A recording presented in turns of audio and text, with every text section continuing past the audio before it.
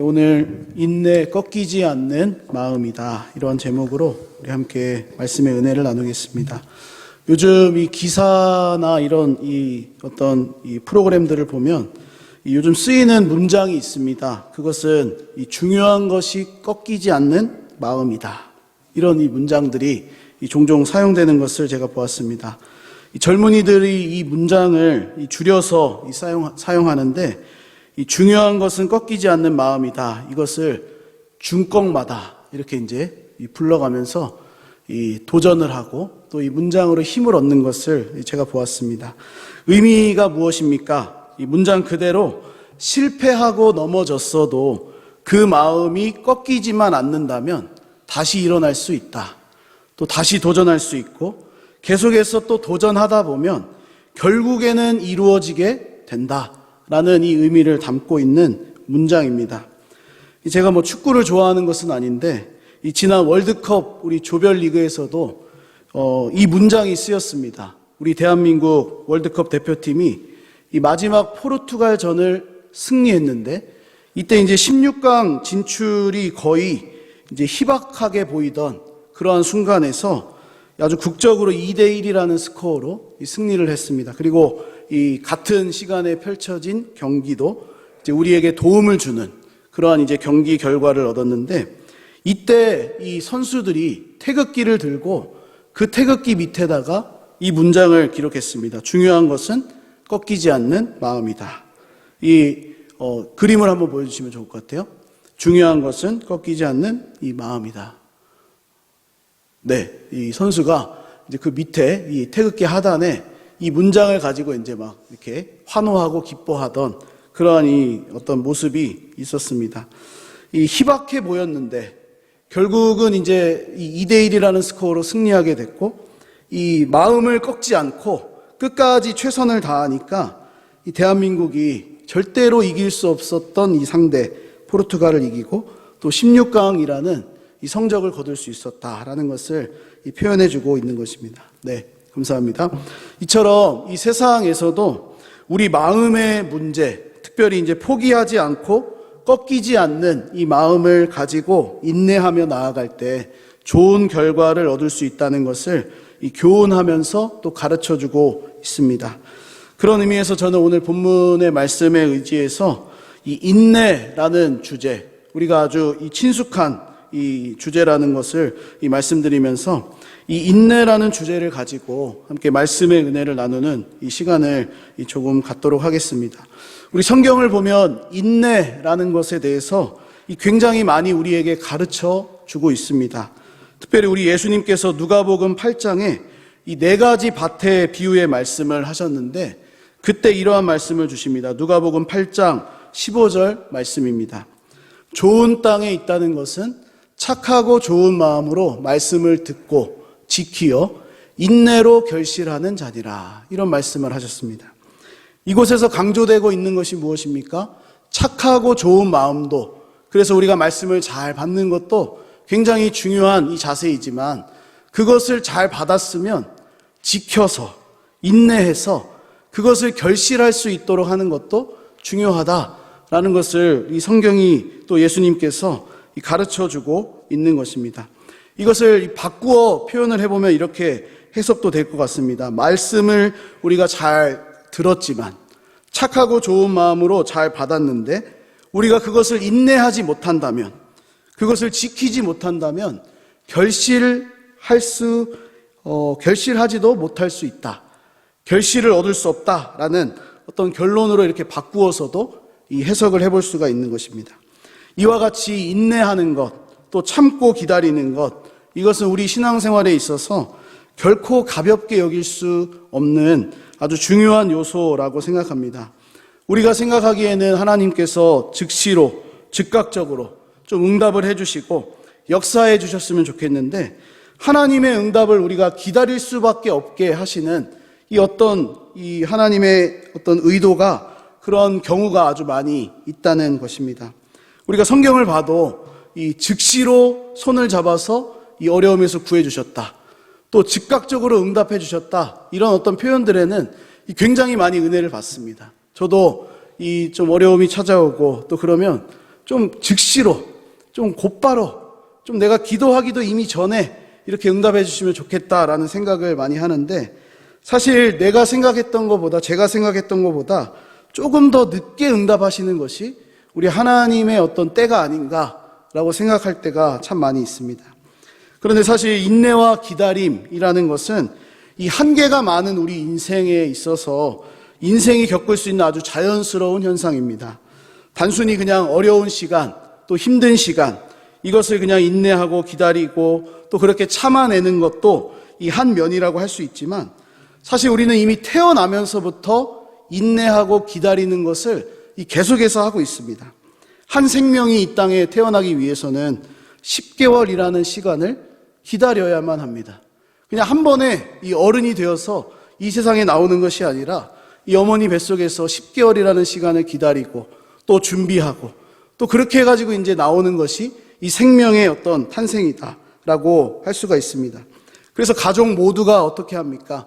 그 생명이 나올 때까지 이 마음을 쏟고 또 조심하고 또 기다리고 기도하고 아주 애지중지하는 것을 우리가 볼 수 있습니다. 또 어린 시절에는 빨리 어른이 되기를 기다립니다.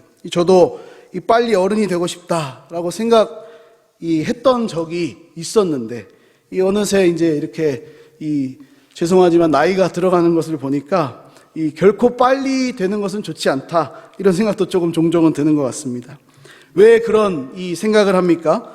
어른이 되어서 지금 아이 때는 하지 못하는 일, 지금 내가 마음대로 할 수 없는 이 일들을 마음껏 해보고 싶기 때문에 이 어린 시절에는 내가 좀 빨리 어른이 됐으면 좋겠다, 그런 생각을 하는 것 같습니다. 또 대학 합격 소식을 기다리는 우리 수험생들 기다리고 있지요. 인내하지요. 1년 동안 또 혹은 이 학창시절 동안 자기가 원하는 대학에 들어가기 위해서 기다리고 인내합니다. 또 면접 결과를 기다리는 취업 준비생들도 있습니다. 자기가 원하는 이 직장에 들어가기 위해서 이 취업을 준비하고 또 인내하고 기다리는 사람들.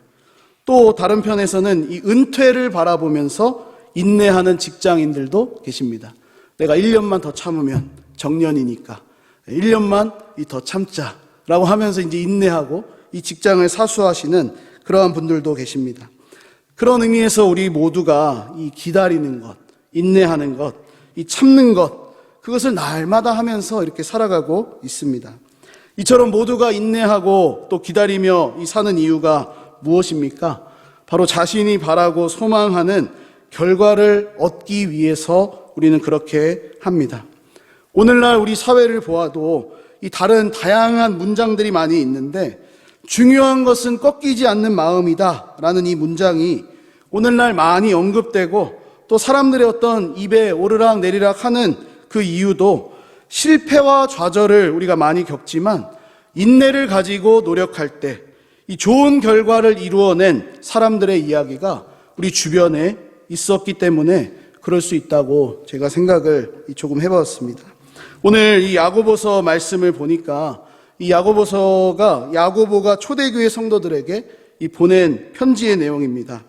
특별히 오늘 본문 말씀은 이러한 인내를 강조하고 있다고 해도 지나침이 없습니다.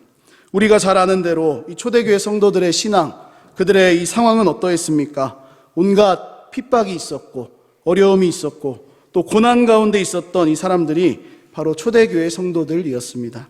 우리는 비교적 평안한 중에 신앙생활을 하고 있기 때문에 너무나 이것이 거리감이 많이 느껴지지만, 이 초대교회 성도들은 믿음 하나를 지키기 위해서 너무나 절절한 시간들을 보냈던 그런 사람들입니다.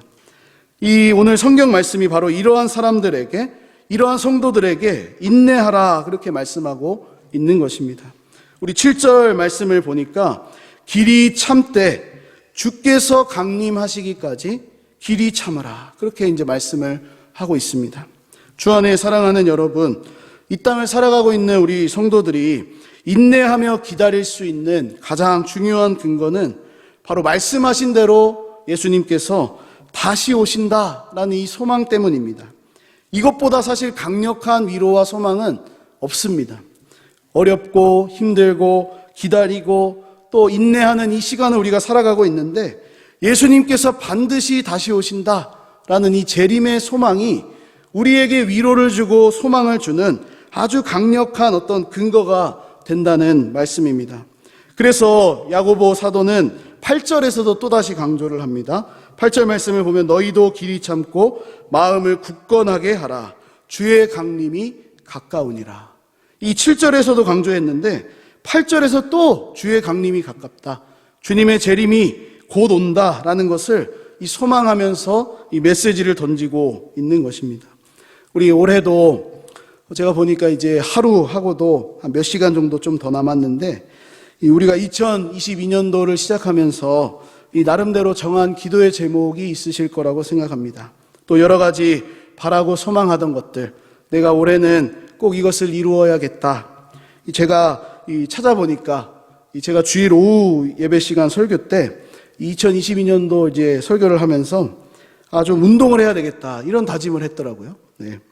근데 이제 이런 다짐을 해놓고서 이 올 한 해 끝자락에 서 있어 보니까 이 운동은커녕 이 살이 조금 더 찐 것 같은 느낌이 드는데, 그래서 많이 회개도 하고 또 이렇게 어떤 돌아보는 시간도 있었습니다. 어쨌든 여전히 이 우리가 기도의 제목을 삼고 또 소망하던 것들을 우리가 결단하고 그렇게 했지만, 그런데 지금 이 시간에 우리가 돌아보면 아직도 응답되지 않은 것들이 있을 수가 있고, 또 여전히 내 상황이 어려움 속에 인내해야만 하는 그러한 시간을 보내는 우리 분들도 계실 것이라고 생각을 했습니다. 하지만 우리가 기억해야 되는 것이 있습니다. 이 기다림과 인내와 또 이 시간들을 우리가 보내는데 반드시 끝이 있다라는 것입니다. 반드시. 초대교회 성도들이 어떠한 소망을 가지고 그 어려움을 견뎠는지 우리가 생각해 보아야 한다는 것입니다. 중요한 신앙 고백이 그들 가운데 있었습니다. 바로 주님의 재림을 기다리던 그 소망이었습니다. 말씀하신 대로, 약속하신 대로 다시 오실 주님을 바라보면서 소망 가운데 살았던 사람들이 이 초대교회 성도들이다라고 우리가 할 수 있습니다. 우리 요한계시록 22장 20절 말씀도 보면 사도 요한이 이렇게 고백합니다. 아멘, 주 예수여 오시옵소서. 무엇을 의미합니까? 예수님께서 다시 오실 것을 기대하고 바라던 사도 요한의 이 간절한 마음이 이곳에 담겨 있는 것입니다. 어렵습니다. 반모섬에 있습니다. 그래서 이 노년의 시간을 그냥 쓸쓸히 보내고 있습니다. 그런데 그에게는 소망이 있었습니다. 주님이 다시 오실 것이라는, 끝이 온다는 그 소망이 그 가운데 있었던 것입니다. 우리도 마찬가지라고 생각합니다. 우리의 신앙생활이 기다림과 인내할 수밖에 없는 그러한 일들이 정말로 많이 있지만, 우리 신앙은 주님께서 강림하실 그때를 바라보면서 살아가는 것입니다. 그러므로 오늘 말씀을 통해서 이 첫 번째로 받을 수 있는 은혜는 바로 성도의 인내라는 것은 끝이 분명하다라는 것입니다. 끝이. 그래서 성도의 인내, 성도의 기다림은 그저 그냥 막연한 기다림, 어떤 아무런 의미 없는 인내가 아닙니다. 마치 오늘 본문에서 말씀하고 있는 것처럼 농부가 씨를 뿌리고 열매 맺기를 기다리며 기대하고 인내하는 것처럼 우리의 신앙의 인내와 기다림은 끝이 분명합니다. 갈라디아서 6장 9절 말씀을 보니까 우리에게 이렇게 권면합니다. 우리가 선을 행하되 낙심하지 말지니 포기하지 아니하면 때가 이름에 거두리라. 끝을 아는 이 스토리, 이야기를 들으면 우리의 마음이 어떻습니까? 한결 편안하죠. 여러 우여곡절도 있고 어려움도 있고 그렇게 되는데 이 끝을 알아요. 승리한다, 또 성공한다, 축복을 받는다, 이런 끝을 알면 이 중간에 어떤 어려움과 힘듦이 있어도 이 끝을 알기 때문에 조금 이 마음이 편안합니다. 때로는 힘든 상황, 어려운 일들 때문에 물론 조금 힘들기는 합니다. 조금 흔들릴 수는 있습니다. 그러나 인내할 수가 있습니다. 견딜 수가 있다는 것입니다. 끝을 알기 때문에 우리가 참을 수 있고 기다릴 수 있는 것입니다. 그러나 끝을 모르면 나도 모르게 그 상황에 우리의 마음이 흔들리게 되고, 이 어떻게 될지 모르니까 걱정과 염려가 우리의 마음을 지배하게 되는 것입니다. 그런데 성도는 세상의 마지막, 그 끝이 바로 우리 주님께서 다시 오시는 때다라는 것을 성경을 통해서 알고 또 믿는 이 사람들입니다. 그래서 예수님께서 재림하시면, 이 땅에 다시 강림하시면 이 세상에서 영원할 것 같았던 일들이 끝난다라는 것을 알고 있습니다. 그러고 믿습니다. 그래서 우리 성도들은 끝을 기다리고 바라보면서 살아가는 것입니다. 오늘 우리도 어떤 의미에서는 한 해의 이 끝자락에 서 있다라고 할 수가 있겠습니다.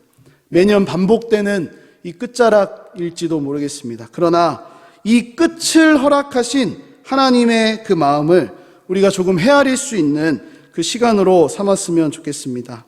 특별히 고난과 어려움 속에 인내하고 계신 우리 성도님들이 계신다면 끝을 바라보며 그 인내의 자리를 지켜나가시기를 축복합니다. 반드시 그 인내의 자리가 우리의 신앙을 성숙하게 하고 또 열매 맺는 것으로 드러나게 될 것입니다. 혹은 반대로 나는 아무 걱정과 염려가 없다, 하나님이 주신 것이 너무나 감사해서 어떤 기쁨을 누리고 감사함을 누리고 그렇게 이제 살아가는 분들이 계시다면 이 또한 끝이 있다라는 것을 기억하면서 살아가는 우리 이 한 해의 끝자락이 되었으면 좋겠습니다. 아무래도 제가 오늘이 이제 올해 마지막 이 금요 기도회인 만큼 이 마지막에 대한 것이 저에게 계속해서 이렇게 많이 묵상이 되었습니다. 2022년을 결산하고 돌아보니까 사실 이제 저의 이 이야기를 잠시 하면 제가 기도한 것보다 더 기가 막힌 어떤 순간에 응답해 주셨던 하나님의 은혜가 있었다라는 것을 고백할 수밖에 없었습니다. 오늘 말씀에서도 보니까 이른 비와 늦은 비를 내리시는 하나님의 은혜가 있다, 그렇게 말씀합니다. 끝을 바라보고 살고 있지만 사실 우리는 어려움이 오고 걱정이 오면 끝을 알면서도 이 흔들리고 또 부족하고 넘어질 수 있기 때문에 이것을 우리 하나님께서 너무나 잘 아셨습니다. 그래서 이른 비를 주시고 늦은 비를 주셔서 이 적절한 순간에 어느 정도 응답도 주시고 은혜도 주시고 또 축복도 주시고 붙들어 주시는 하나님의 그 역사하심이 있다라는 것입니다.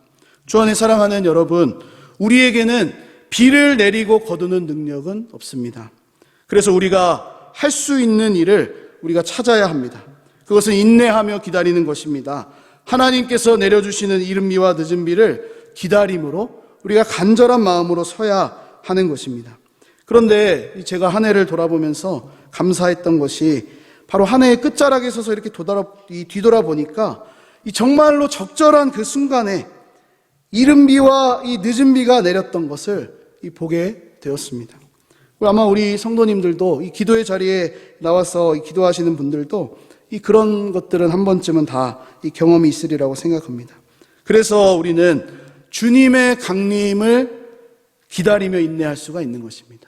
적절한 순간에 내리시는 이른 비와 늦은 비의 은혜, 그것이 있기 때문에 하나님을 바라보면서 인내하고 기다릴 수가 있다는 말씀입니다. 바라기는 오늘 우리 금요 기도의 시간이 바로 하나님이 내려주시는 이른 비와 늦은 비의 시간이 되시기를 소망합니다. 그래서 꺾이지 않는 그 마음을 가지시고 인내하셔서 마침내 우리에게 응답해 주시는 신실하신 우리 하나님의 그 은혜를 경험하고 하나님을 만나는 은혜가 있기를 간절히 축복합니다. 우리 다음으로 본문에서 말씀해 주고 있는 이 성도의 인내를 보니까 특징이 하나 있습니다. 그것은 믿음의 선진들이 앞서 걸어갔던 길이다 라고 그렇게 말씀을 하고 있습니다. 오늘 본문 10절과 11절 말씀인데 제가 다시 한번 보겠습니다. 형제들아, 주의 이름으로 말한 선지자들을 고난과 오래 참음의 본으로 삼으라. 보라, 인내하는 자를 우리가 복되다 하나니 너희가 욥의 인내를 들었고 주께서 주신 결말을 보았거니와 주는 가장 자비하시고 긍휼히 여기시는 이시니라. 아멘. 이 야고보서가 지금 야고보 사도가 인내에 대한 가르침을 주면서 선지자들이 당했던 고난을 생각해봐라, 또 욥의 인내를 한번 돌아보아라, 그렇게 말씀합니다. 이것은 무엇입니까? 우리가 인내할 수 있는 원동력이 되는 것입니다. 우리만 인내하고 끝난 것이 아니라 믿음의 선진들이 이미 우리보다 앞서 인내하면서 그 길을 걸어갔다, 이미 먼저 그 길을 다 통과했다라는 것을 성경을 통해서 우리들에게 보여주고 있는 것입니다. 만약 우리가 혼자 버텨야 된다면, 혼자 서서 인내해야 했다면 아마 우리는 얼마 못 가서 포기하고 낙심하고 그냥 나는 더 이상 안 할래요 라고 말할지도 모르겠습니다. 그러나 하나님께서는 수많은 믿음의 사람들이 이 길을 걷게 하셨습니다. 우리 성경을 보니까 온통 이 하나님의 약속과 현실 사이에서 기다리고 인내했던 이 사람들의 증거로 아주 이 차고 넘치는 것을 우리가 볼 수 있습니다. 그래서 우리는 이 성경에 나오고 있는 많은 믿음의 사람들을 통하여서 오늘 우리의 삶이, 오늘 나의 삶이 하나님의 은혜와 약속 가운데서 기다리며 인내할 수 있는 위로와 소망을 발견하게 되는 것입니다. 특별히 오늘 야고보서에서 소개하고 있는 이 인내의 사람 누구입니까? 우리 대표적으로 욥을 소개해주고 있습니다. 우리 욥은 어떤 사람입니까? 까닭없이 고난과 어려움을 경험했습니다. 욥의 입장에서는 아무런 이유가 없는데 이 어려움을 당한 것입니다. 근데 성경이 욥을 소개하면서 그가 온전했다, 정직했다, 하나님을 경외하고 악에서 떠난 자다, 그렇게 이 성경이 욥기 말씀에 이 소개를 해주고 있습니다.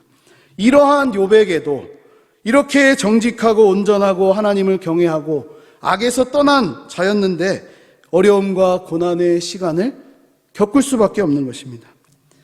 하지만 욥은 이 어려움과 고난이 왔을 때 입술로 범죄하지 않았습니다.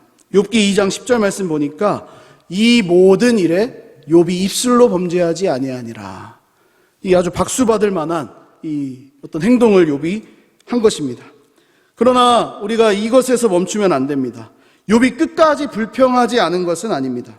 계속되는 말씀을 보니까 욥기 7장 11절에 이렇게 말씀합니다. 그런즉 내가 내 입을 금하지 아니하고 내 영혼의 아픔 때문에 말하며 내 마음의 괴로움 때문에 불평하리이다. 그렇게 말하고 있습니다.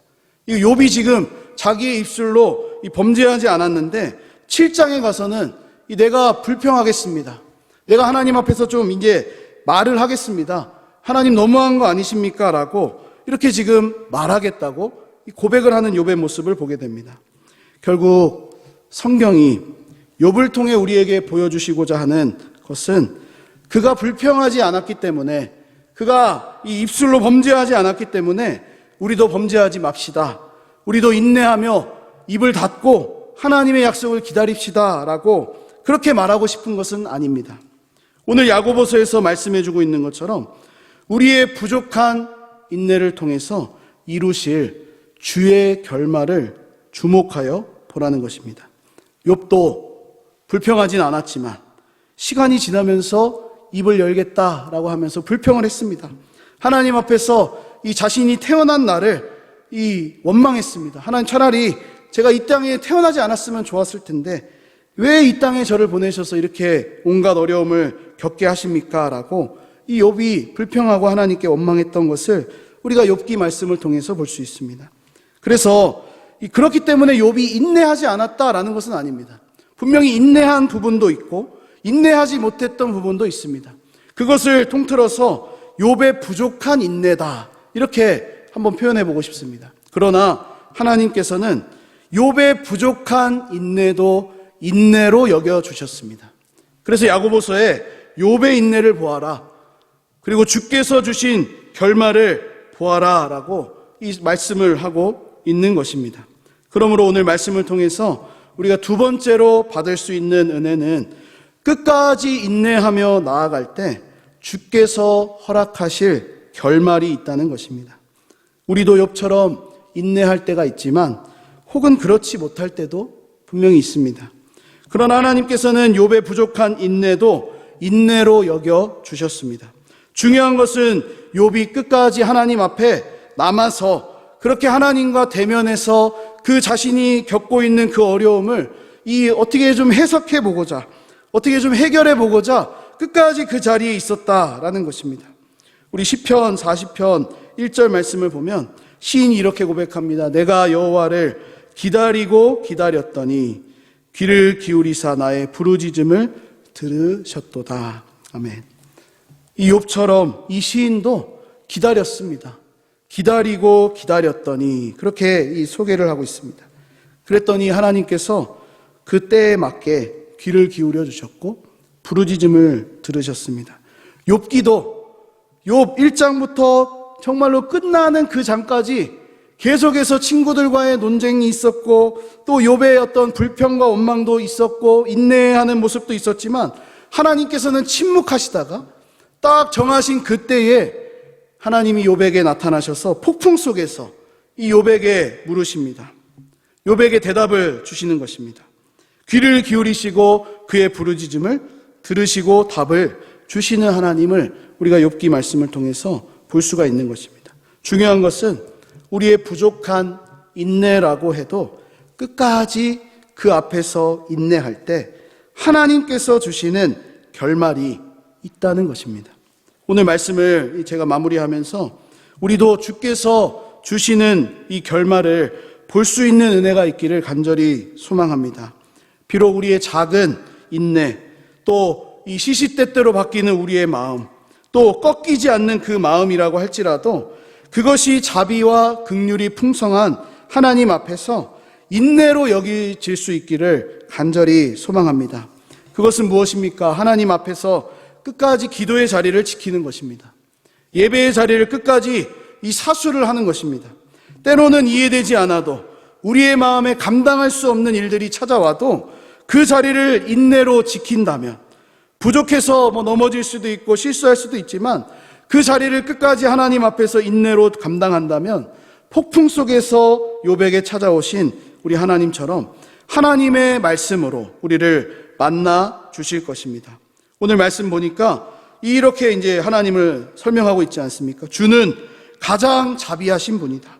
긍휼히 여기시는 분이시다. 인내로 지킨다면 반드시 만나 주시는 하나님이다 라고 그렇게 말씀하고 있는 것입니다. 다가오는 우리 새해에도 인내와 꺾이지 않는 마음을 가지고 말씀과 기도의 자리를 지켜나가는 우리 모두가 되기를 주님의 이름으로 간절히 축복합니다.